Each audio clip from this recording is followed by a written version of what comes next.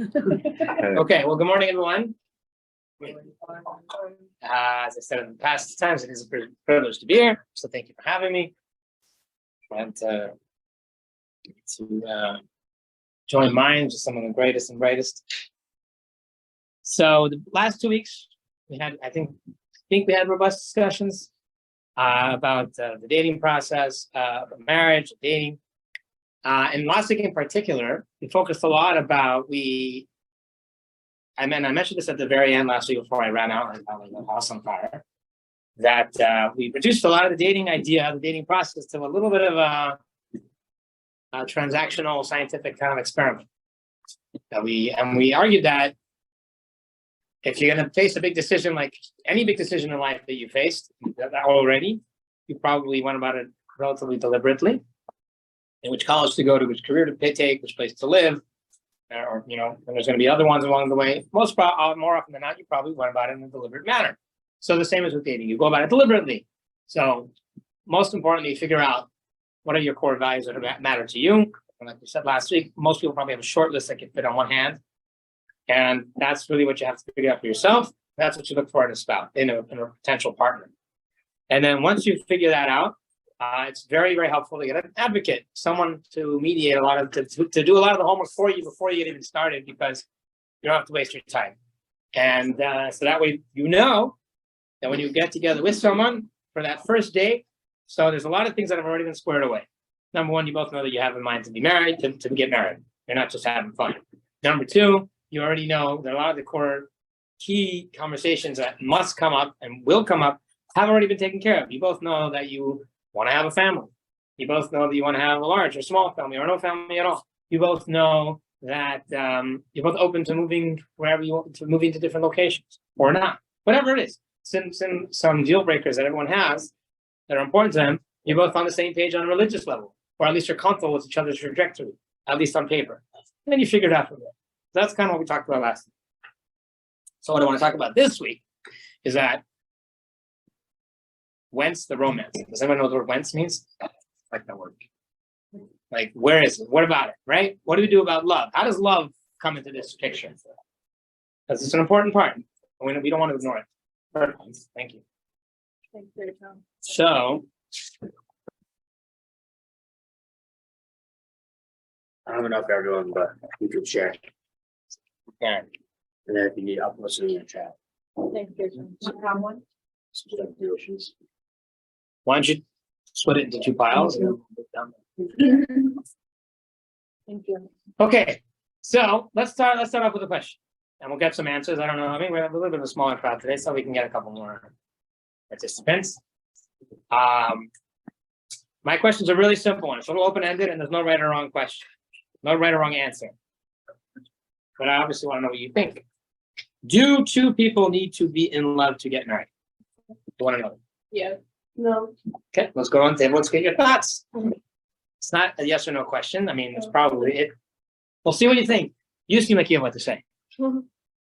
What's your name again? Remind me. Maria. I think yeah. Give me like a 20-second explanation as to why. I mean, that's what marriage and all that, but like the basis of it, it's like a contract that you do, but the basis of it is like people in love. Okay. It's It's not preferable, but you don't have to. So the basis, we'll go slow. So the basis and the concept of it all, the basis and the foundation of it all is love. So it's absolutely necessary in your opinion. Yes. It's not necessary. Okay. Jonathan. Josh, And you say? I mean, it would be nice. I mean, in theory, but technically you don't have to. No, it's an arrangement. You'll live together, similar values, hopefully similar values and goals. But technically, no, you don't need to. Can I add? Okay. Maria, yes. So it's like work. Like if you don't love your job, you go there and like you torture it every day. Whereas if you love your job, you go there, you're enjoying your time, and it doesn't feel like work. But Okay. sometimes you have to do a job that you don't like. When you Okay. start your whole life, when you start your job, you know. For the house. Sometimes you don't like. There you go. Now. Okay. Okay. Listen, like I said, there is no right or wrong answer here. We are going to advance. Wow. We are going to advance a theory today which I think for many here will be a little bit counterintuitive, which is good. But like I said, there is no right or wrong answer. So I want to hear what you have to think. Josh, It's okay. Josh, Oh, 'cause advanced, Jay advanced the theory, Maria advanced the theory. Let's get someone who hasn't been here in the past. You're Yeah, you have an idea? Or you want to? No, it's like, I don't think that you should do law, like, you should have like that test, and you need to build the law, like, because it's different before marriage and after marriage. So you feel that you should have Mitziyat Chen, which is like general attraction. Attraction, but law is like something that goes, like, comes in that, goes in, it's not something like really, you don't get married because you love someone. You don't get married because This you love is someone. not called relationship or like marriage. Okay. Thank you for that. What was your name? I'm sorry. Meshi, okay. Someone who anyone who also want to offer their opinion, yeah, okay. It's important to define what love is. True. And also, I think similar to what Meshi said, that you go into a relationship, you have other things that like are prerequisite to love, and like then building to create that. I think that's important.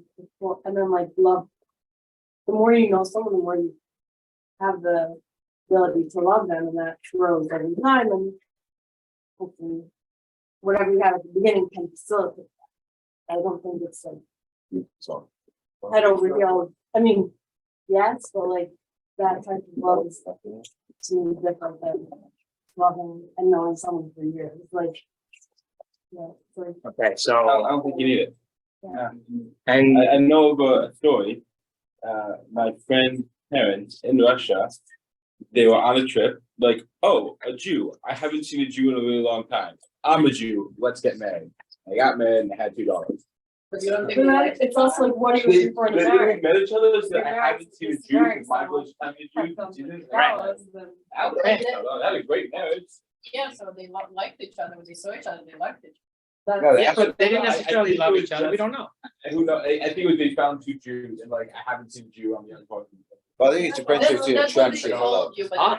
We're gonna do that. Literally with those. Maybe.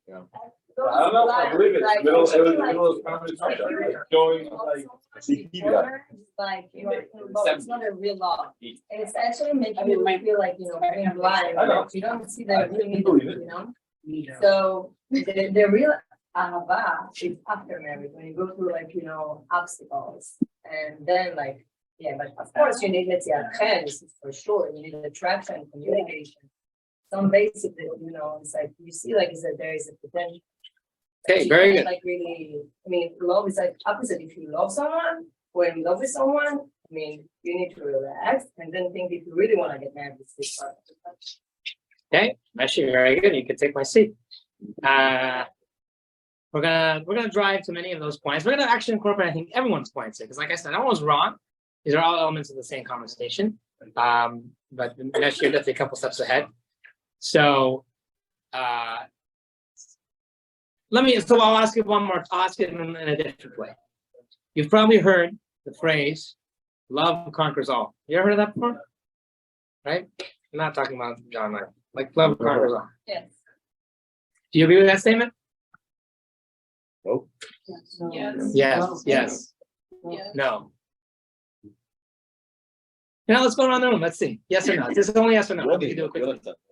Jonathan, yes or no? No. No. Do we agree or do we? Yes. Are we all defining love? Love conquers all. So you agree? Mike. No. Meshi, I don't know. You already say it. We love Palestinians. Huh? Love Does love conquers all? Agree or disagree? Yes. Because I don't know what the right answer is. There is no right or wrong. That's what you think. Then again, you're not stumping for congressman here. This is your opinion. Judgment free zone. This is your opinion. You agree? If it's real love, then then yes. If it's love based on some BS, then no. What's BS? Okay, Like You, some Hollywood stuff, you know, like that. you work, you must be a politician. You must be a politician. You must be a politician. You had way too much there. Real love, then yes, it does come. Well, yeah, has to be real. All right. I skipped you. Me, Yeah, maybe up to a certain extent. No. up to a certain extent. Okay. Right, so The if love one conquers partner is constantly sabotaging the relationship, then maybe at some point the love could like. So it doesn't conquer all. In other words. If somebody's sabotaging the relationship, it's not real love. Okay, we're just going yes or no here. What's, Ronan was you? To your left, Lisa. Yeah, hi, I think perhaps. You gotta get behind the position and die on a hill. I missed your first name. Because of both partners, and how much they really invest in the relationship and make other areas solely for the foundation. But in other words, can you reasonably assume that the average person love as a virtue alone, as a, not a virtue, as a thing, whatever it is, could love conquer whatever it is in the relationship, right? I think. Class divide, you know, a nice word, whatever. Could it do it? Yeah, I mean, maybe it's not like parties. Sometimes you don't need to be realistic and find the person you love. You can just go with the feeling and let that be the soul of the feeler. But feelings change all the time. Okay, I'm not debating, I'm just. I'm asking for your opinion, no one else's, okay? I would say no. No, It depends on the context. No, I don't think it's yes or no. But it's not a yes or no. Okay, I would say no. you would say? No. No. No. Well, most things. Definitely no. Oh. Yeah, I wanna say yes, but I wanna add that there are different kinds of love, like here we're talking about relationships, but they're like also love for the children. Yeah, love for your neighbor, very good like distinction. I'm talking different- specifically romantic love, husband and I wife, mean, partners. There are different loves that, You're right. yeah, Husband, like I think. spousal love and parental love is completely different. It's So not I even the think same it thing. conquers all, yes, in a relationship. In Setting, a spousal love, yeah. okay? Okay? No. No, No. no, No. okay? So we have about like 70%. No, there, right? Bye-bye. Wait. There's no right or wrong. Can raise our hand. What? Tell the people to raise their hand, we want to see how many. The ones that say no. And Gershon says yes. Okay, like I said, there is no right or wrong per se, and again, a lot of it is definitely based on context. But let's see what we have. Let's see the goods that I have in front of you and see what we can come up with here. So,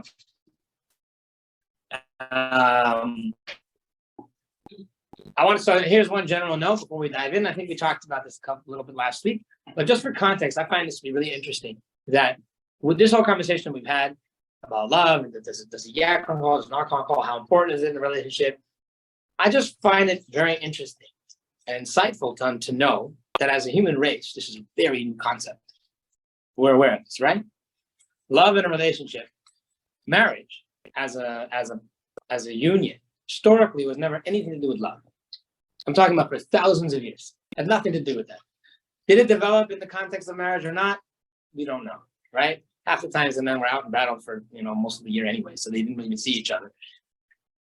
So the idea of like a man and a wife, a husband and a man and woman coming together and having this romantic relationship and develop feelings of love, and that should fuel the relationship and be the glue of the relationship is very, very new.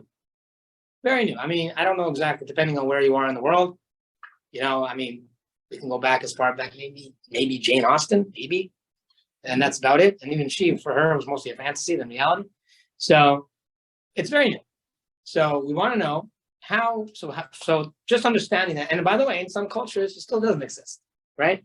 When I was looking into this, I found it fascinating that apparently, I can't vouch for this, I don't speak Japanese, but apparently in Japanese, the word for love actually is the definition that they use means something equivalent to young person being sick. In other words, Japanese culture, that's the definition of the word. So another thing, Japanese culture, essentially, and obviously not, I doubt it's that way actually today, but for a long time, was that being in love was something that little kids did, and it was just literally just a sickness, and it was something you get over with, and you move on in your life. So it's just for context. It's just, again, I'm not saying I don't do what you want with that idea, but just it frames this conversation a little bit different way. So now, what does Judaism have to say about it? What does Judaism have to say? So let's start.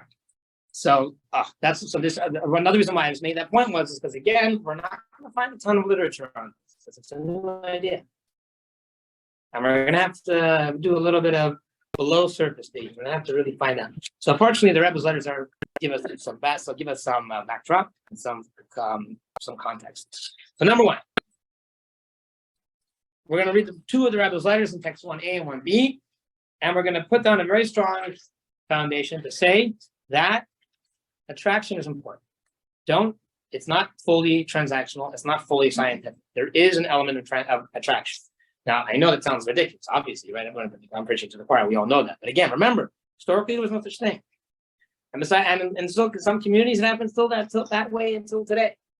There are communities in this municipality, right? New York City, or Brooklyn at least, where they have arranged marriages until today.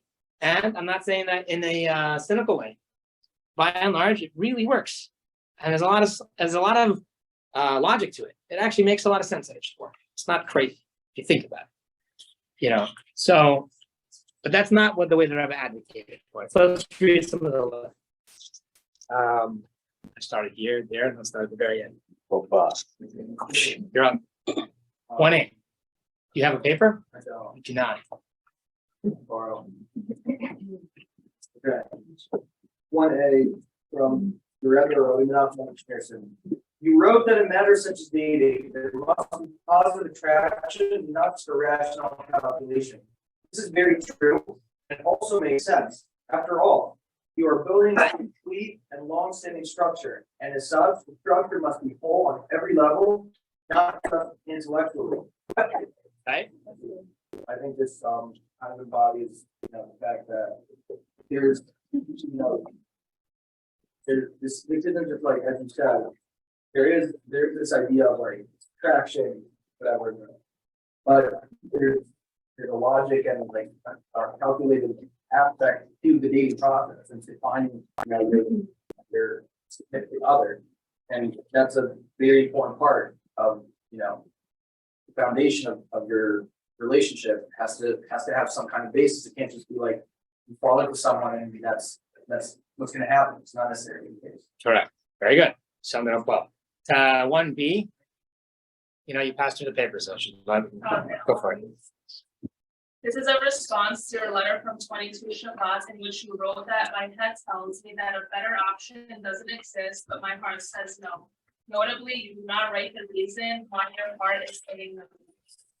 Practically speaking, it's an overall rule that the heart plays more than just an insignificant role in matters of feeling. As such, there must be at least some sort of an attraction, or at the very least, a good intuition that it will come soon. If that's missing and the heart still says no, this is something to seriously consider. Okay, so this is now again. Remember who the audience of these letters are. We can assume that the Rebbe's writing people are very religious, and the pendulum for them needs to be swung the other way. These people need to be told that attraction is an important element. What we can derive from that, I know the pendulum here in the present audience is probably the other way, but it doesn't matter. The truth is the same, that attraction is very important, not just a transaction, it's not just scientific, it's not just a something that works on paper. You can meet someone that on paper is perfect. They align with your values, they're nice, kind, good looking, you got a lot of money, you don't live in the same place, the same amount of kids, everything works, everything's perfect. But you just don't like hanging out with them. It's just not there. And that's so here we read, it's not something to ignore, it's important. Okay, so now with that in mind, we have to figure out, what is the role? What is the role of this attraction? How much is the attraction? What is love? What love is not? And what is the role of that love or not love in my dating process and what should I reserve for maybe later after marriage? Does that make sense? Because even in the brief conversation that we had as we started, I can already hear that we're familiar with gradations of love, right? That's like I can see that that's something that the present audience is aware of, so that's good. And most people agree that love is important, even if it's not necessary. It's important. So, what's its role? Now you're at the stage where you're before a marriage. If you want to know about marriage and love, we can have a whole nother conversation. But now we want to know about what it is before and what role does it play. So let's do away with one sacred cow right away. Let's do one quick myth busting. And again, I think we have a mature crowd here, so for most of it, this is not a myth busting. This is already something you know. Well, let's just establish it anyways, just in case. So, and that is, there's no such thing as falling in love. That doesn't last, right? We know that? Do we know that? Good. If you didn't know that, you heard it here first. You may fall in love, you could, but that love will not last forever, period. Never. I'll say it again. You fell in love, that's great. It's a beautiful, wonderful, heady thing, but it absolutely does not last forever. It will not. As much as it's infinitely memorialized and romanticized in popular culture, in film, in literature, conversation, we all have this notion that we have this fantasy, at least, that it's going to last forever, but it doesn't. And the science is in, and it's pretty much, what's the average lifespan of this, what we call the honeymoon phase? Anybody? Yeah. Very good. Let's read inside from one of the foundational books on this topic. We're going on a roll. Let's continue. Text number 2. Falling in love is not one. Unfortunately, the tonality of the in love experience is fiction, not fact. Dr. Dorothy Penov, a psychologist, has done long-range studies on the in love phenomenon. After studying scores of couples, she concluded that the average lifespan of a romantic obsession is 2 years. Eventually, we all descend from the cloud and plant our feet on earth again. Our eyes are open and we see the warts of the other person. The little traits that we overlooked when we were in love now become huge nothing. What happened to me in love experience? Alas, it was but an illusion by which we were tricked into signing in the dotted line for better or worse. So there you have it. And I'm sure you don't need Gary Chapman to tell it to you. You probably experienced it. If you haven't, here it is. Yes. I mean, I disagree with that. Like, people fall in love, they get married, 2 years, whatever, but things evolve. Like, it might not be the same love, but if they had the right foundation and they were attracted, it will just be different. It won't be like the infatuation you have in the beginning, but people will want to be together. No one's saying that. No one's contradicting that. You're right. It could happen. So I see it still as love. It's just evolved. Correct. Absolutely. So that's why it's going to be helpful. What we're going to do here today is we're going to come up with terms to categorize things. And that way we can better understand the role that they play in this trajectory from A to wherever letter you want. Let's call it C. Okay? Because what? That's it. That's it. Get me parts of that. If you're under the crown. I was going to say the queen. It's no longer so. Yes. It can work, absolutely. You can have people who are in love, right? You can have the honeymoon phase, and then it evolves and develops into something else, and it could be long lasting and sustaining. Absolutely, hopefully it will. But it's not the same thing. That phase does die down regardless. That you agree with. But I think it gets better. Like, I mean, I never said it's gonna die, and then like we're burying the corpse and we're mourning. We could bury it. And that's why I don't think usher in something better. Has a negative connotation. Fine. That I think it gets better. Okay. It doesn't last forever. It changes. Nothing From lasts. there. Death and taxes. Right? Isn't that what they say? Okay. So we'll skip 3. We'll skip 3 because I think the point is there. Is that so? Here's what we're going to try to figure out now. What we're going to try to figure out now is that you've definitely heard this story before. You heard the story of falling in love. You may have even experienced this story, but it doesn't last. So the question is, number one, why doesn't it last? And more importantly, if it does happen, if you are so lucky to have that experience, or maybe unlucky, I don't know. Depends. If you do have that experience, how can you properly frame it in your own mind and your own heart to use to make sure you're not making any big mistakes and doing the right and going in the right trajectory? Right? Does that question make any sense? So what doesn't last? So we're going to kind of come up with terms here. That's what we're going to try to do. And once we come up with terms, let's try to figure out the role that it plays. If you do fall into that experience, right? Because that you do fall into. How can you properly use it and navigate? So let's come up with terms. So here's a helpful one. And again, I turn to Wikipedia for this. What that experience, that I don't know, we need like a code word for it. That the honeymoon phase, that the thing that's popular and popularized in media, the thing that we all fantasize about, that kind of Jack Rose phenomenon, right? It's not love. It has a different name. Very good. Text number 4. Why don't you read it? Yeah, I know. Yeah, who really wants to read? No. Vamos, vamos. Él, vamos. Like, oh my God, I want to read. Yeah. Maria, you're yeah. Infatuation is the state of being carried away by an unreasoned passion, usually towards another person for whom once has developed strong romantic feelings. Whereas love is a warm attachment, enthusiasm, or devotion to another person. Infatuation is a feeling of foolish or obsessively strong love for admiration for or interest in someone or something. A shallower honeymoon phase in the relationship. Good. That's from Wikipedia, by the way. That's infatuation. So you've seen it. Could be you experienced it. And it's not love. It's not the same thing. It's not even the same thing. You have a different word for it, and there's a reason why I have a different word, because it's not the same thing. Now let me explain to you. Let's just unpack that, break it down a little bit. Well, what makes infatuation versus what love is? Okay. I'll give you a couple identifiers, and they all kind of really revolve around the same thing. Infatuation at the core is really about who? Yourself.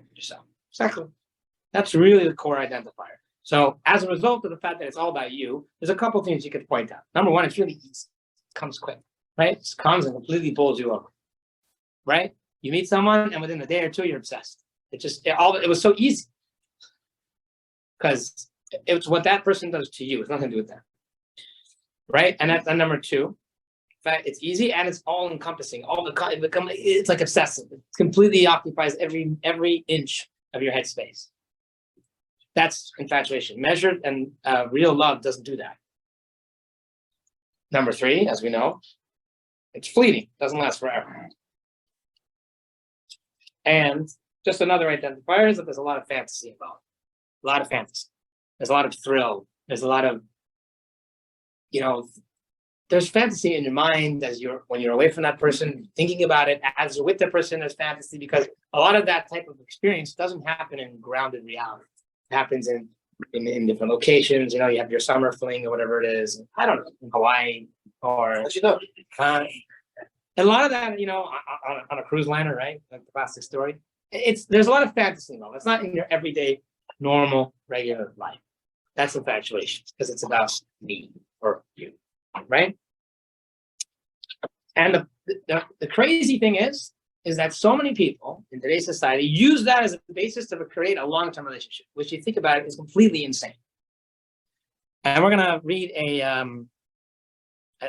this is what I call an oldie but goodie. Dr. Rabbi Morris Lamb, you haven't even heard of him? From Yeshiva University here. He wrote a book called The Jewish Way of Love and Marriage. He wrote it in the 80s, or like literally 1980. So it's a little bit dated because it's from 1980, but I've read through it recently. It's an oldie but goodie. That's all I can say. So he also wrote another very good book, which God willing, most of you won't need any time soon, but it's also called The Jewish Way in Death and Mourning. So it's also a very good book. Both very good books. But we're going to concentrate on love and marriage right now. So that's number 5. Yeah, should we skip you for good? I got the Shannon boy. Now that was very, very deft. This transition from shotgun to romance was confusing to many Jews, as illustrated by 2 songs in the musical Fiddler on the Roof. Singing matchmaker. Oh, Tovia, yeah, Tevye, his name. Tovia's daughter hopes that the shadchan will bring her a mate who is both suitable to her parents and attractive to herself, while her mother begins to question her own successful 25-year-old marriage when she asks, "Do you love me?" Tevye does not understand. He works for his wife, cares for her for 25 years. He has helped her raise the children. That is not love. What is? Love to him is demonstrated in action. His wife has caught the fever of romance and nothing else matters. Oh, wait, just to pause. I know if anybody, yeah, he got it backwards. Golda's the one who sings to Tevye Dula. That Tevye sings to Golda Dula. Whatever. Move on. In case you It watch. is the ideal of pure, unfulfilled love that is celebrated by the poets and acted out in so many of the great dramas. The stories of Romeo and Juliet, Tristan and Isolde, and Eloise and Abelard are the classic examples. The void left by the disappearance of the shadchan has been filled today by an elaborate courtship procedure. We must ask ourselves these questions. Are we happier? So our marriages last longer? Are our children more satisfied with their parents? Romance voice upon the world, the illusion that a mate must be capable of providing a life of continuous ecstasy. Unfortunately, passion has the tendency to spend itself quickly. Romantic love, by holding out the possibility of perpetual passion, raises unrealistic expectations. When no passion is experienced and the embers have cooled, many people think their marriage has failed and start looking for the exit sign. As Oscar Wilde noted cynically, one should always be in love. That is the reason one should never marry.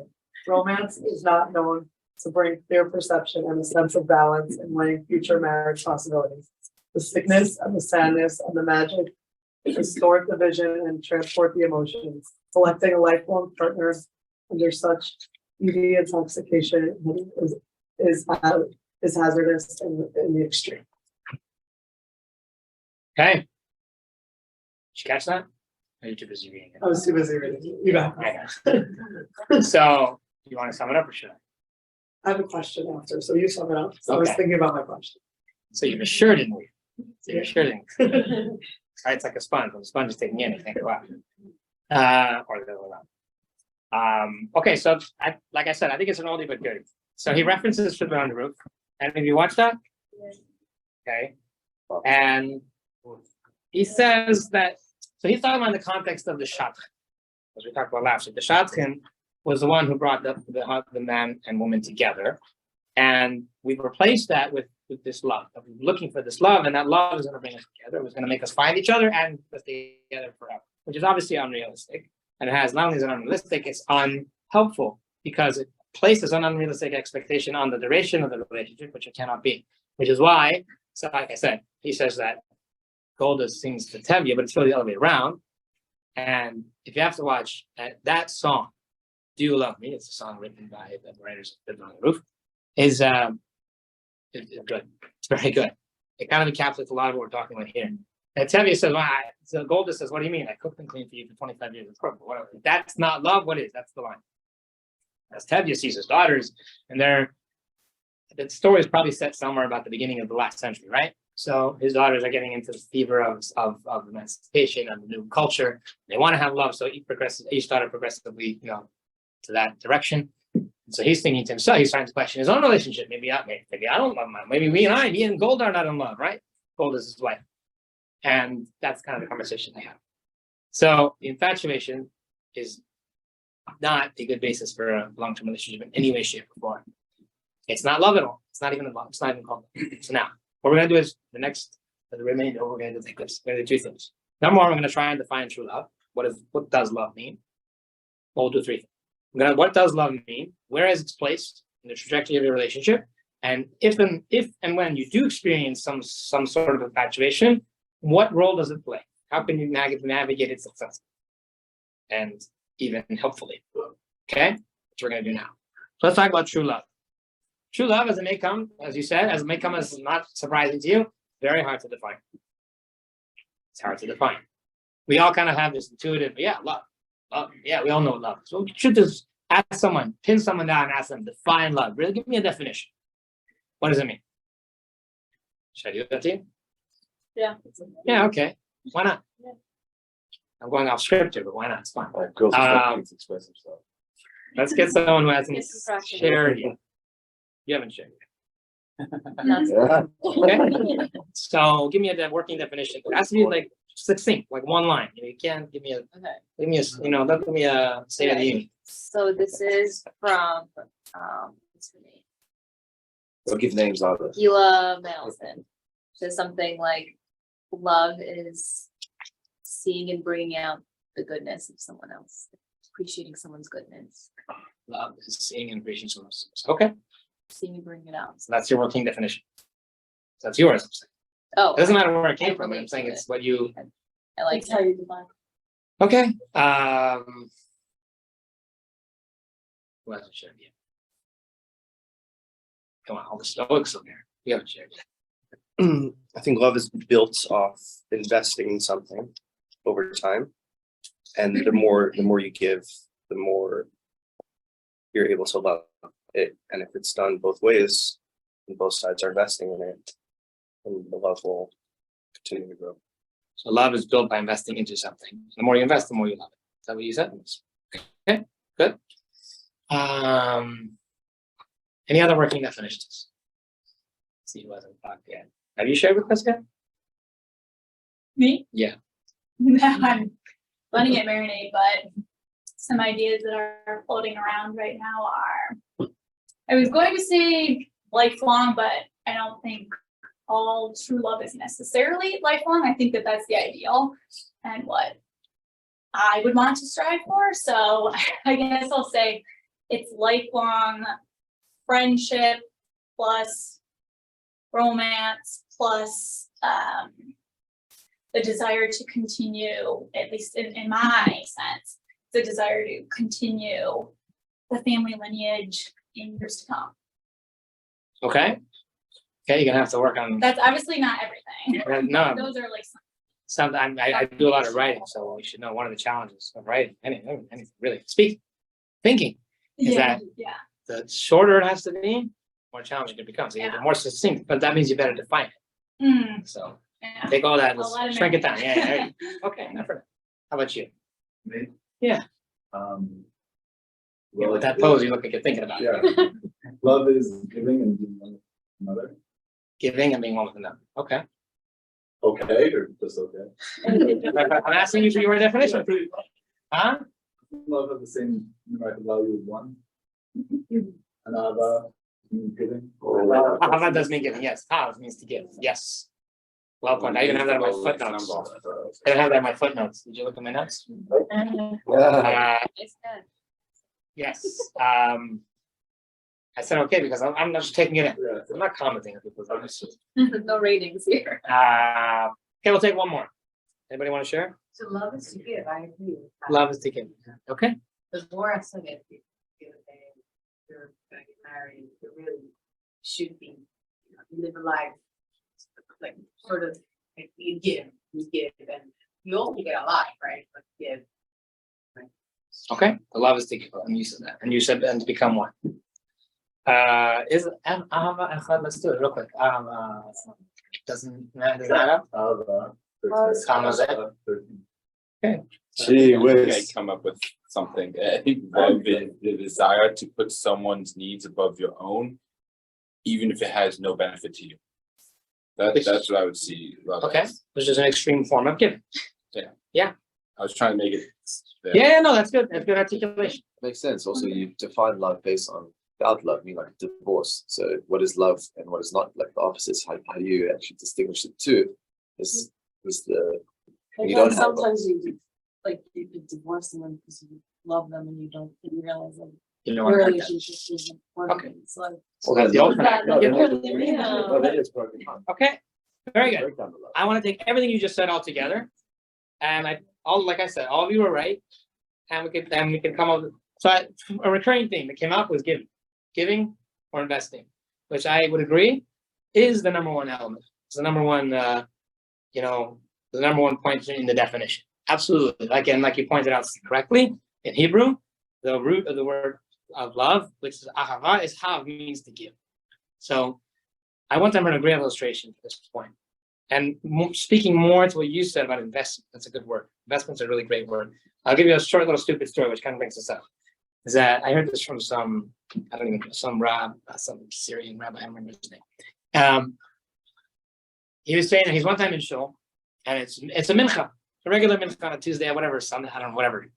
And he sees a boy there, a teenage boy who's davening with, with all passion. Which took him a little bit of surprise because it's a mincha, this kid's not really anyway so into it, like, what's going on? So he says, what's going on? So he says, I'm doubting that the Giants will win the Super Bowl. Fine? Which is actually not coming. So the Giants They didn't make it. I know. But the Eagles, okay? So you also took offense to the Empire State Building being lit up with their colors? No, just the rivals. I know. So it's like he prayed and he got the exact opposite of what he wanted. Well, let's just say, now the truth is, the story I'm about to say doesn't make sense with the Giants, so it must have been a different team. Well, it's like a long-suffering team. It doesn't. Bengals? Let's say. Never won a Super Bowl. Okay, fine. The Bengals. Let's say the Bengals. So he's doubting really hard. So he goes over to me and he says, "Why?" He says, "What do you mean? I love the Bengals." I was like, "What do you mean you love the Bengals?" He's like, "What do you mean? I love the Bengals. I really wanted to win." So the rabbi asked the kid, "I understand. Do you know the players?" Of course I know the players. I could list all the stats, everything. So I know, do they know you? And of course not. He said, if they walked into the show right now and saw you, would they know who you are? No. They know you're a fan. No. Point is like, and then he asked them, okay, do they do anything for you? Do they win often? No. Have they ever won a Super Bowl? No. Do they bring you joy? No, they bring me a lot of aggravation. So why do you love them? What's the simple answer? Sometimes I love them because I've invested in them. I know the stats. I watch every game. I know every player's name. I know where they were born. I know when they were traded. I know when they were traded away. I'm still mad at the manager for trading that one away. You're invested.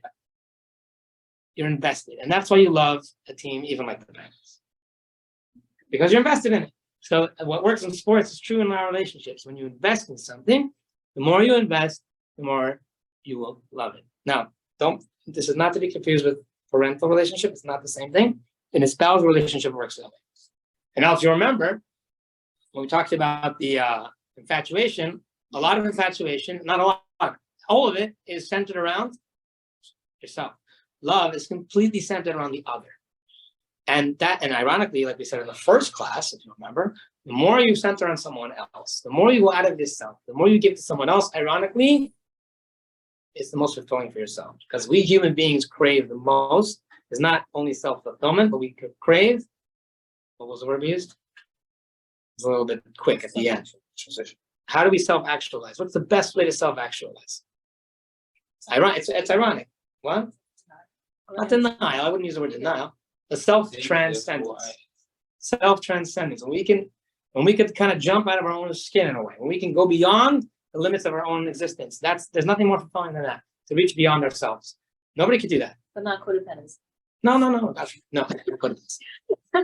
But so when you're giving confidence to someone else, you're self-actualizing in a way of self-transcendence. You're giving to someone else. You're investing in them, and that fosters, creates love.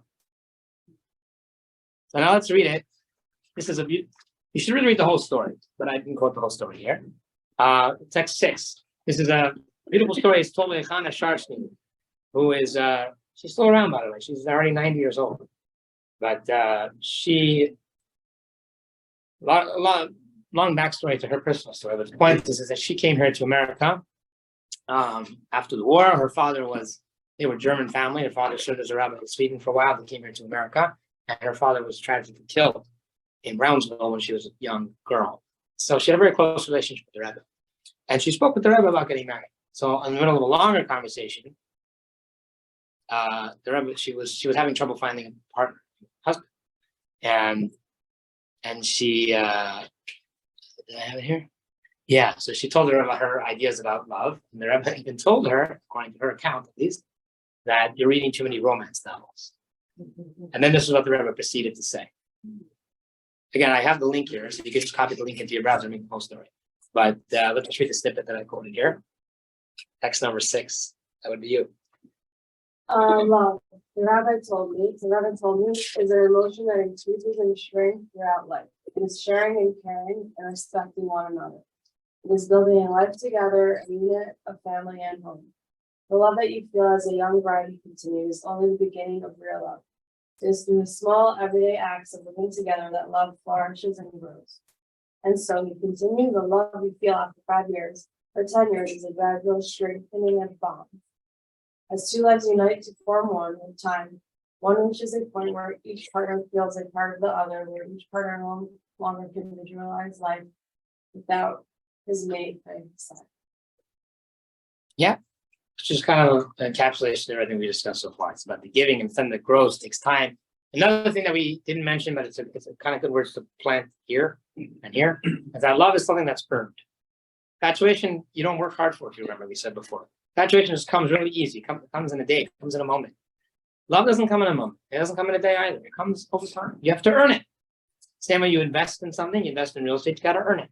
You got to invest and it has to be earned. Love is earned as well. It doesn't come easy. There are stages of it, there are elements of it that could come easier. There are elements of it that come right away. But the true love that we're looking for, a long-term relationship that grows, flourishes, and deepens as time goes on, is by definition going to be earned. Now, one point to bring out is that, as you may have realized, it takes time. So in the Jewish conception of love, love is really only for after marriage. It doesn't come right away. It doesn't come before. You're not going to find it before. It's something you're going to earn in your long-term commitment. By the way, there's another word, commitment, we didn't mention. Another important one is that love will come in the context of a committed relationship. Because if you understand anything we said before, that love is earned, it's investment, it's commitment. All these things are in a long-term relationship. You're not going to find it with someone that you just had a drink with in the bar for 3 times in 3 weeks. It doesn't happen that way. And the many of the commentators in the Torah point this out in the very first Jewish couple. Who was the first Jewish couple? The first born Jewish couple? The first born Jewish couple. It's like a Rivka, right? It's like was born Jewish. So, and interestingly enough, the Torah tells us a long story that they had a shadchan. Who was the shadchan? Oh, yeah. Eliezer. He was a great shadchan. He had a lot of money. So, they come together. So interestingly, when the Torah talks about how they came back and they got married, it says very importantly, it says Vayiviyeha Yitzchak ha'ala Sarah imo. It says that Yitzchak brought Rivka into his mother's tent, meaning into his home. And then what's next word? Anybody know their Torah offhand? Oh, yeah, man. Thank you. And it says Vaye'ehoveha, and then he loved her. Note the sequence. He married her first, brought her home, then he loved her, not before. Many of the commentators jump on this. So I brought you one. Have you heard of Shamshin Rafal Hirsch? He's a great one. So it's actually interesting. I have it here in Hebrew and then in English. So my translation is a translation of the Hebrew, but it wasn't even really written in Hebrew originally. What was it written in the original? German. So, I mean, I went through 3 permutations. But let's see. Hopefully it's close enough to the original. Anyone?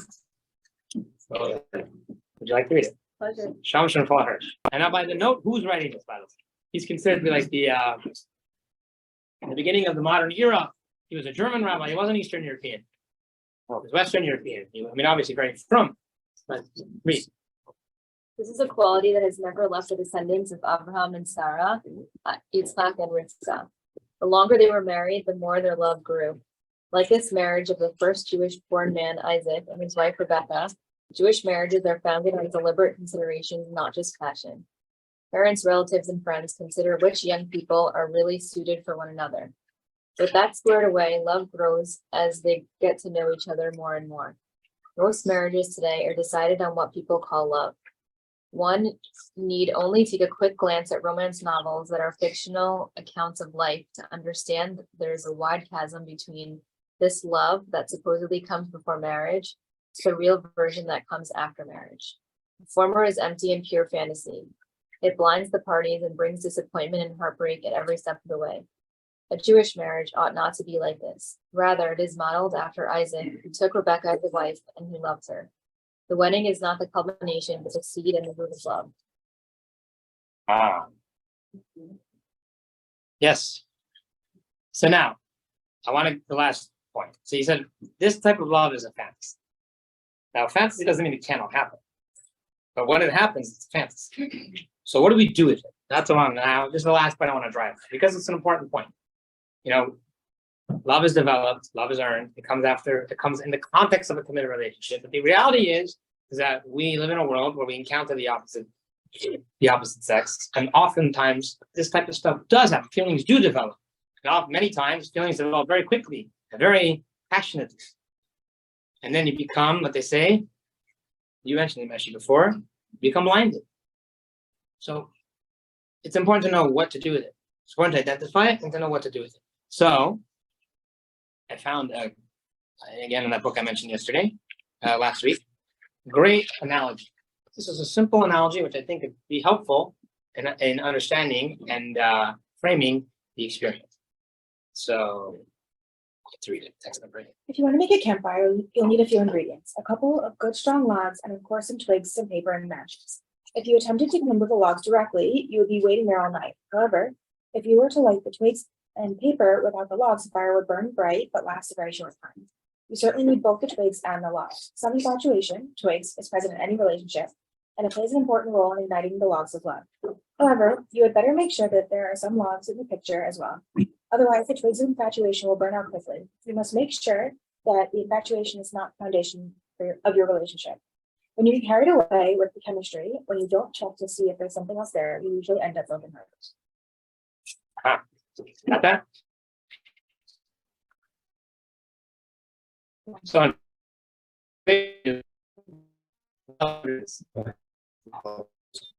I think it's a great analogy, simple, illustrative, and kind of makes the point.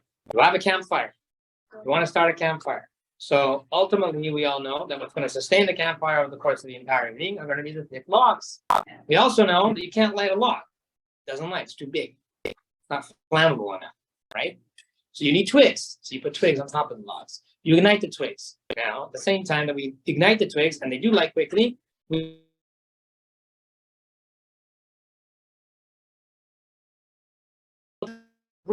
from no fire to sustainable fire. So they burn easily, they burn quickly, and hopefully they ignite the logs along the way. Then you have what burns slower and more sustainable. And interestingly enough, also less visibly or less passionately, right? The fire of a twig has leaping flames and there's crackling and all kinds of action. Whereas the fire of the embers of the log, they last all night to keep you warm, but it's very low key, right? I think all those details in that metaphor are perfect. I think it really works well. That's why I like it. Is that infatuation is not a bad thing; it's a great thing. It ignites your love. It ignites your love. It's a very good. But look at it as a bridge. It ignites your love, and it will hopefully bring you to something more sustainable. That what you said, Maria, before. You said it about 20 minutes ago. That it's a fantasy, and it's not a bad fantasy. If that happens to you, then great. But keep your head on your shoulders. Don't let your heart get carried away. See, and then going back to what we said last week. This is where the values things comes really into play. Remember, the basis of a long-term relationship, what's going to keep you together is what? Not love. Values. Values. Your shared values you have together. So, and love does blind you, meaning infatuation. It's not love that blinds. It's infatuation that blinds. So if you're making a decision out of something that blinds you, that's stupid, right? Would you make a decision when you're totally drunk? Would you make any major life-altering decisions when you're totally drunk? I know we've all done that before, but we always regretted it, right? When you gave your credit card to someone when you had too many drinks, you regretted it the next day because you probably ended up spending something you really didn't want to buy. Or other things. So you bought a plane ticket. It's like, what? I'm going to Afghanistan tomorrow. I didn't do that, right? You don't want to make a big life decision when you're drunk. Well, deciding that you're going to marry someone when you're in love is exactly that. You have made a major life decision while you were drunk. Because infatuation makes you drunk in the sense that it takes away your senses. It blinds you to what you really need to know. So the values, the shared values, and all that transactional scientific stuff that we spoke about last week, that's your lodestar. That's what guides you. Now, if you have only chemistry, so now let's go. If you have no chemistry at all and everything matches up on paper, no go. I wouldn't suggest it. It has worked historically. There's been marriages like that, and they've worked more or less. But for today's era, I wouldn't suggest it. Neither does the Rebbe. So you have to have it. So, and if it works on paper and you have attraction, sign me up. or sign yourself up. If it works on paper and you're infatuated, so then now you need to go home. You need to put your head back on your shoulders and think, okay, I'm madly in love with this person. Everything's amazing. I feel like I want to go to Tahiti and never come back, right? Which is great. But now, does it actually match up? Do we actually align with our values? Are the real questions that we need to ask each other, have we squared that away or not? So if not, so then that love is meaningless. It's not a factor in your decision. It's not indicative of the fact that you could have a long-term relationship with this person. Just because you're infatuated with them and you feel like right now you want to disappear to Tahiti for the rest of your life with this person, doesn't mean that all those things that don't line up on paper are inconsequential. The love that you should experience now, which we really know is now called infatuation, it's not love, will not conquer all that. Maybe for a year, maybe two, max. After that, it's going to be bad news. But if it does align and it does match up, and you feel like you have asked the right questions, and you feel like you have squared the most important things away, and you're still infatuated, you still love this person, you feel like you want to go to Tahiti, great, go there. And then you'll come back and it'll evolve into something else, God willing, more maturely after that. So that's the twigs, the logs. So, but again, you have to have those values in your mind. You have to know what the role is. So to sum it up like this. That's why I want to use, so keep these three terms in your mind. Attraction, or you can substitute the word attraction with chemistry, right? Infatuation and love.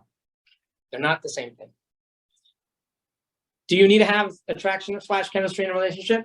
Yes. Yes, I would argue that yes. So does the Rebbe, and I think the Rebbe's word for it. Do you need to have, so that's that. Do you need to have infatuation in the context of a relationship? No. No. What's the difference between attraction And and infatuation? should I show you some movies? Well, Attraction is it's a basic feeling that I like this person. I like hanging out with them. They make me feel that we feel good around each other. But you're not going home and obsessed with it. It's not like something that you could feel like I want to disappear with this person forever. Have you experienced that before? Have you seen that before? The Rebbe. Like, yeah, like I feel like to me it was the same thing, attraction and I think they're very different. I think they're very different. Attraction doesn't take you over. It doesn't bowl you over. It's more measured. Alters your behavior. That's the big one. Infatuation. Alters your behavior. It's a good Also, barometer. it's more you, you're saying infatuation. Right. Infatuation is also very self-centered. Attraction is about like I like this other person. You can't sleep at night. It's infatuation. more of like respect. Or like you know when you like you're texting and like you're looking at the phone for an hour, are they gonna text you? Like you're What did probably you say? You were like, it's like fantasize, or what did you say? You're. fantasy, right? You check if he's online all the time or what's that? In reality, yeah. Yeah, that's a infatuation. It's like a drug. It's like it is a drug. It is. It literally gives you dopamine. We know that, right? So it is a drug. So okay. So and love. And love is love necessary in a relationship? So so the answer, so yes, I would say yes. A measured yes, because it's possible probably to stay together if you have a shared values enough keeping together to stay long term, but it's going to be loveless. It's going to be different. What the better alternative, I think, is that if you square things away, they should naturally be the foundation upon which a true love can and absolutely could be built. And it will. And it will, as long as you're both working hard. Because again, love is earned and it's hard work. My last text that I have here is that it's something we've talked about already. So the Jewish notion of romance is very much in the context of a committed relationship. It could always happen. Romance is absolutely there. It's advocated for. It's possible and it's positive, but it's not before.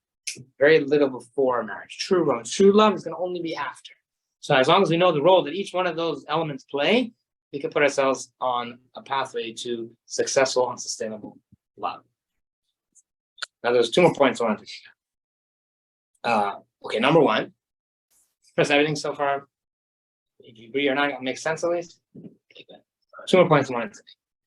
One is, so we talked a little bit about parental versus spousal love. So I want to just elaborate on that one a little bit more because I think it illustrates a little bit of what spousal love is about. Parental love, as opposed to spousal love, actually is not earned. It's not. I'll give you a really simple illustration.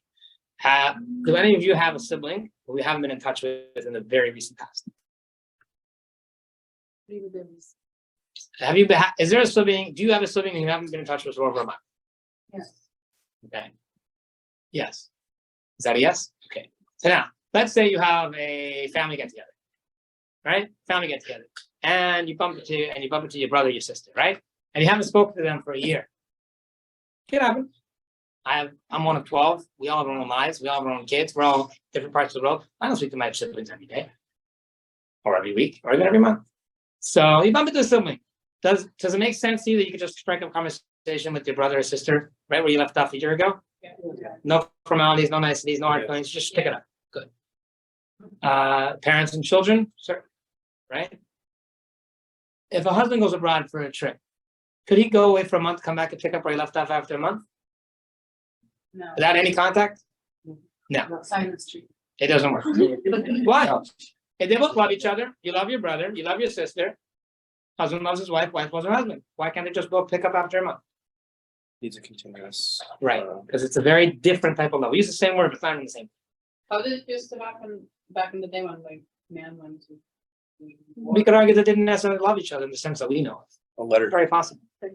Or, yeah, I don't know. I don't I mean, know. letters will take months to get. The expectations are also very different. So, but the point is, parental or sibling love, it's not earned. It's natural. It's natural. So you don't need to invest. Obviously, if you invest in it, and obviously if you work in it, it will obviously be more, and obviously be deeper and richer. So if you make a point to get together with your sibling once a week for coffee, and you go on trips together, so yes, it will be more. It'll be deeper, but it's inherently there, and you can always rely on it to be there, and you can pick it up wherever you left off. Spousal love does not work that way.